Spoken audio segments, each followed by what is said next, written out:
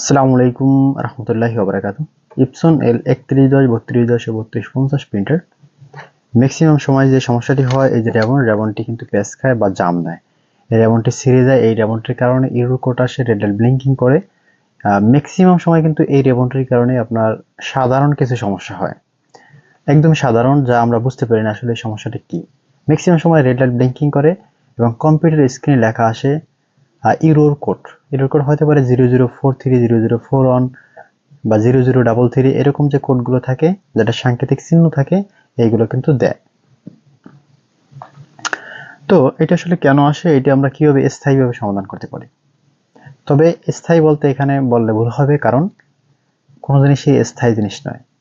তো আপনি যতদিন চালাবেন ততদিনের ভিতরে কিছু না কিছু সমস্যা হবে। তবে হ্যাঁ, আমরা যেন সঠিকভাবে জিনিসটা ঠিক করতে পারি এবং এটা যেন আমরা চালাতে খুবই ভালো একটা স্বাচ্ছন্দ্য ফিল করি, যেন এটা সমস্যা বেশি না হয়।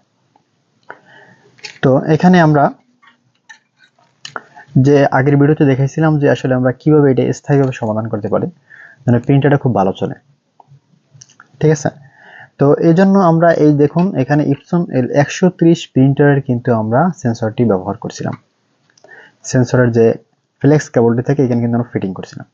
তো এটা কিভাবে কি ফিটিং করতে হয়, এটা কিন্তু অনেকটা বড় রেবন, দেখুন এখানে তো 5টা বড়। তো এটা আসলে কিভাবে কি ফিটিং করতে হয় সম্পূর্ণ ভিডিও জুড়ে কিন্তু বিস্তারিতভাবে বোঝানো আছে।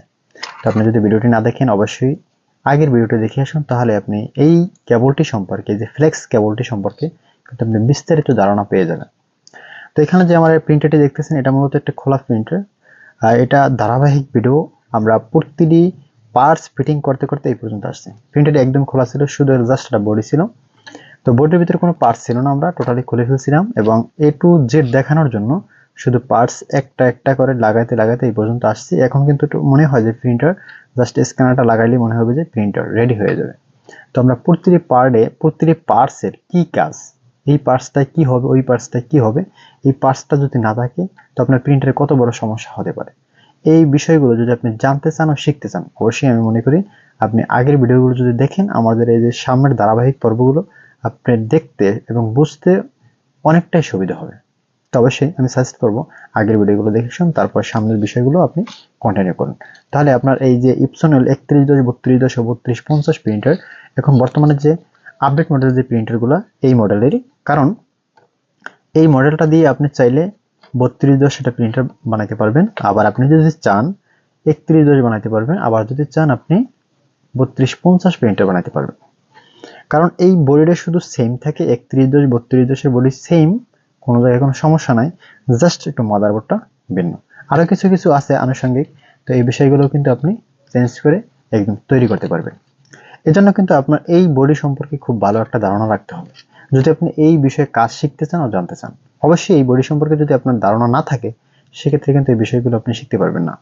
আপনারা অনেকেই আছেন স্কিপ করে কিন্তু ভিডিও দেখেন, আমরা প্রতিটি কথা আমি মনে করি গুরুত্বপূর্ণ, কারণ এই কথাগুলো যদি আপনি মিস করেন সেক্ষেত্রে আপনার এইটা বুঝতে অসুবিধা হবে। যদি আপনি যেহেতু শেখার উদ্দেশ্যে আসছেন, অবশ্যই সম্পূর্ণ ভিডিওটি আপনি মনোযোগ সহকারে দেখুন, তাহলে আপনি অনেক কিছু শিখতে পারবেন ইনশাআল্লাহ। তো এখানে আমরা জাস্ট আজকে এটা ফিটিং করবো, এটা কিভাবে সঠিক নিয়মে ফিটিং করতে হয়, ঠিক আছে? তো সঠিক নিয়মে ফিটিং করার জন্য আমরা প্রথমে যে কাজটি করব, দেখুন এখানে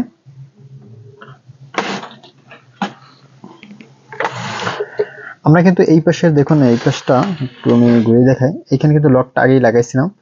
তো আমরা জাস্ট আগে লকটা খুলবো, যখন আপনার প্রিন্টারটা খোলা থাকবে না, মানে এইরকম আলাদাভাবে খোলা থাকবে না, জাস্ট সমস্যা হয়েছে এই কারণে আপনি খুলতেছেন, এই জন্য আমরা এটা আগে ফিটিং করে রাখছি, যেন সমস্যা হলে কিভাবে খুলতে পারেন এই বিষয়টা যেন এই ভিডিও থেকেই আপনি শিখতে পারেন। তো যাই হোক, এখানে একটা স্ক্রু থাকবে, এই স্ক্রুটা খুলবো। স্ক্রুটা খোলার পরে দেখুন এই পাশে খোলার পরে আমরা এটা লকটা চাপ দিব, লকটা চাপ দিলেই জাস্ট এটা খুলে যাবে। খুলে যাওয়ার পরে এই যে আপনার এই পাশে যেটা পিক আপ রোলার থাকে, মানে পেপার ফিট রোলার থাকে, জাস্ট এইখান থেকে আমরা কিন্তু এটা ফিটিং করবো। ফিটিং করার আগে আমার একটা গুরুত্বপূর্ণ কাজ আছে, এই কাজটা অনেকেই আমার কাছে জানতে চেয়েছেন কমেন্টের মাধ্যমে এবং হোয়াটসঅ্যাপেও কিন্তু ভিডিও পাঠিয়ে জানতে চেয়েছেন যে সম্পূর্ণ এই যে কেসটা না খুলে এই সেন্সর রেবনটা কিভাবে ব্যবহার করতে পারে। আমরা কিন্তু আগে দেখাইছিলাম যে এই সেন্সর রেবনটা এই কেস খুলে কিভাবে আপনারা ব্যবহার করবেন, এবং এই ধারাবাহিক ভিডিওতে কিন্তু আপনারা শিখতে পারছেন যে আসলে কেস খুলে এটা আমরা কিভাবে ব্যবহার করব। আজকের ভিডিওতে দেখাবো আপনার কেস খুলতে হবে না, কেস না খুলেই কিন্তু আপনি এই সেন্সর রেবনটা লাগাইতে পারবেন।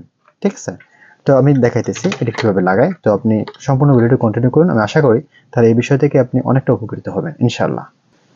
রেবনটি ফিটিং করার জন্য আপনাকে প্রথমত যে অবশ্যই যে বিষয়টি আগে বুঝতে হবে, তাহলে এরকম একটি ছোট্ট এই দেখুন স্ক্রু, এই স্ক্রুটা কিন্তু এই সেন্সরের সাথে আটকানো থাকে, এইটা কিন্তু আগে আটকিয়ে নেবেন। ঠিক আছে, এইটা কিন্তু সেন্সরের সাথে মাস্ট বি আগে আটকে নেবেন, যদি না থাকে আটকাবেন। এরপরে দেখুন এখানে যে আমার ড্যাবনটি আছে, ড্যাবনটিকে আগে প্রথমত একটা বাস দিয়ে নিতে হবে। বাস না দিলে কিন্তু আমরা এইভাবে আটকাতে পারবো না, না হয় কিন্তু আমাদের খুলতে হবে। যেন আমাদের খুলতে না হয় এই জন্য কিন্তু আজকের এই ভিডিওটি। যদি না খুলতে হয় সেক্ষেত্রে এই দেখুন এখানে যেটা কাভার লাগানো থাকে, যে প্লাস্টিকের একটি কাভার, এই কাভারটিতে আমরা একটা চাপ দিব।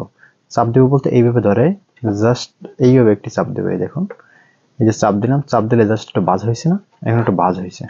জাস্ট এইভাবে আমরা ঢোকাইতে এটা কিন্তু সুবিধা হবে। এজন্য আপনি টুইজার দিয়েও কিন্তু এই কাজটি করতে পারেন। আমি টুইজার দিয়ে করব না, আমি সহজেই কিভাবে আপনি কাজ করতে পারেন যদি আপনার কাছে টুইজারও না থাকে। হ্যাঁ, সেক্ষেত্রে দেখুন এখানে আমরা জাস্ট এইটাকে এইভাবে ধরবো,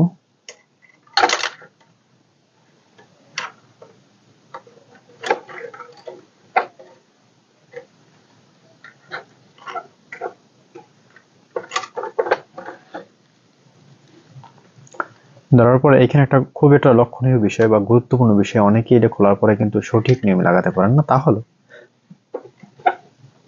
এই যে দেখুন আমার হাতে যে সেন্সরটি আছে এটাই কিন্তু সেন্সরের সাথে লাগানো থাকে। জাস্ট এই সেন্সরটা কিন্তু এটার পিছনে থাকে। তো এটা লাগানোর জন্য আমরা এই যে সেন্সরটা কিন্তু জাস্ট এইভাবে থাকে, এইভাবে এই পার্টে থাকে। এইভাবে থাকার পরে এই যে পিনটা উপর বিল থাকবে, জাস্ট এরকম উপর বিল থাকবে। এই পিনটা কিন্তু অনেকেই নিচের বিল লাগান, ঘুরিয়ে পড়লে কিন্তু আর কাজ করবে না, যার কারণে রেড লাইট ব্লিঙ্কিং করবে, ঠাসটা শব্দ হবে, হ্যাঁ এরকম সমস্যাটা হবে, এই সেন্সরটা কানেক্ট হবে না। এজন্য জাস্ট এই উপর বিল লাগাই দিবেন। যাই হোক আমরা জাস্ট এইখানে এই কাজটাই করব। দেখুন এখানে লাগানোর জন্য একটা বাস দিয়ে নিয়েছিলাম, বাসটা এইভাবে নিতে হবে যেন জাস্ট